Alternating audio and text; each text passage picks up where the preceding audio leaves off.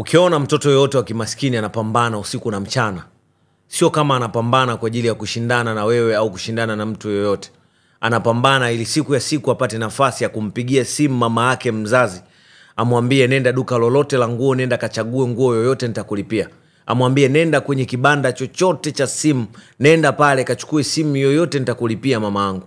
Anapambana ili kesho na kesho kutwa apate nafasi ya kuwapigia wazazi wake, mama yake, baba yake, awaambie waende sokoni wakachague mboga yoyote na chakula chochote atalipa.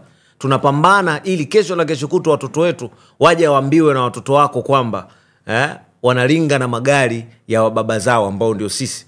Lakini kikubwa zaidi tunapambana usiku na mchana kubadilisha historia ya maisha ya nyumbani kwetu. Tumetoka kwenye historia za kimaskini ambazo zina sifa mbaya sana. Tumetoka kudharauliwa, kuonekana hatufai, kuonekana sio chochote sio lolote kwenye maisha yetu. Lakini ukiona tunapambana usiku na mchana, tunakesha, muda mwingine tunaonekana kama hatufai kwenye macho ya watu. Tunaonekana hatufai, tunajitoa ufahamu kwa sababu ya familia zetu.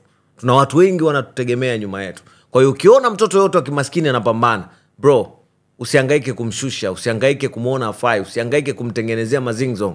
Ujui anategemewa na watu wangapi. Kwa hiyo ukiona mtoto yote ametokea kwenye familia za kimaskini, mheshimu.